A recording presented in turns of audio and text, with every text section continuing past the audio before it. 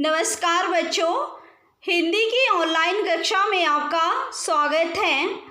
आज हम कक्षा 7वीं पाठ 4 कठपुतली कविता का सार पढ़ेंगे।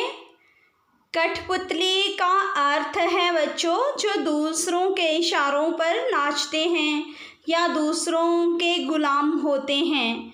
यहाँ भवानी प्रसाद मिश्र जो लेखक हैं, इन्होंने कठपुतली के माध्यम से ऐसे व्यक्तियों को दर्शाया है जो दूसरों के इशारों पर नाचने के लिए विवश होते हैं और उन्हें स्वतंत्र होने की इच्छा जागृत होती है, क्योंकि वह दूसरों के इशारों पर नाचते नाचते थक चुके होते हैं, लेकिन अपनी स्वतंत्रता के विषय में सोचते ही उन्हें और ऐसे व्यक्तियों के बारे में अपने मन में ख्याल आता है और वह सोच में पड़ जाते हैं।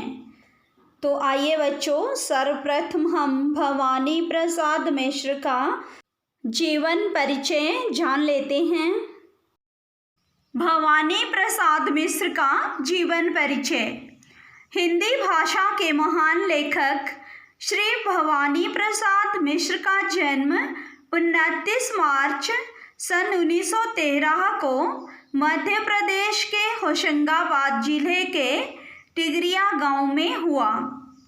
वो कविता, निबंध, संस्मरण और बाल साहित्य लेखन में निपुण थे।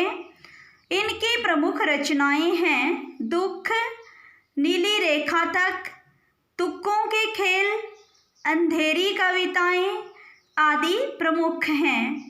इनकी मृत्यु 20 फरवरी 1985 को हुई थी। तो आइए बच्चों, अब कविता पढ़ लेते हैं। आप मेरे साथ सस्वर वाचन करेंगे। कठपुतली। कठपुतली गुस्से से उबली, बोली ये धागे क्यों हैं मेरे पीछे आगे, इन्हें तोड़ दो, मुझे मेरे पाँवों पर छोड़ दो। आप चित्र के माध्यम से देख रहे हैं बच्चों, कठपुतली कैसे आगे पीछे से बंधी हुई हैं, हाथ बंधे हुए हैं, कठपुतली के उंगलियां बंधी हुई हैं। अगला पद्यांश है, सुनकर बोली और कठपुतलियाँ कि हाँ, बहुत दिन हुए हमें अपने मन के छंद छुए। मगर पहली कठपुतली सोचने लगी, ये कैसी इच्छा मेरे मन में जगी। अब पहली कठपुतली सोच में पड़ जाती हैं कि ये कैसी इच्छा मेरे मन में हो रही है। तो आइए अभी कविता का सार जान लेते हैं बच्चों। कठपुतली कविता का सार। कठपुतली कविता में कवि भवानी प्रसाद मिश्र ने कठपुतलियों के माध्यम से पराधीन व्यक्तियों के मन की व्यथा को दर्शाया है।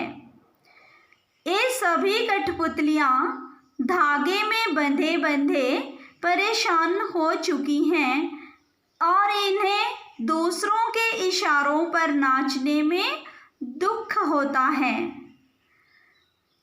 इस दुख से बाहर निकलने के लिए एक कठपुतली विद्रोह की शुरुआत करती है। वो सब धागे तोड़कर अपने पैरों पर खड़ी होना चाहती है। अन्य सभी कठपुतलियाँ भी उसकी बातों से सहमत हो जाती हैं और स्वतंत्र होने की चाह व्यक्त करती हैं। चाह मतलब इच्छा।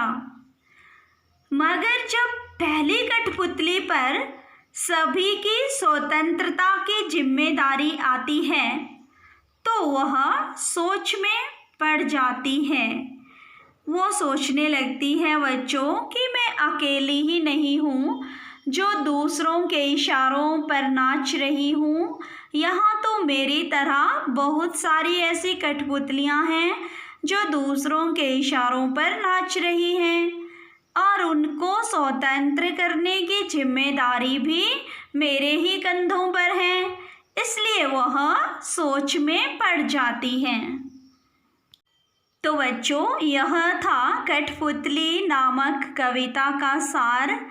आपने चित्र सहित सार लिखना है। कठपुतली का चित्र भी बनाना है और इस कविता का सार भी लिखना है, ठीक है। यदि किसी भी प्रकार की कोई भी समस्या आती है तो कमेंट के माध्यम से ज़रूर पूछें। बच्चों, आज के लिए इतना ही।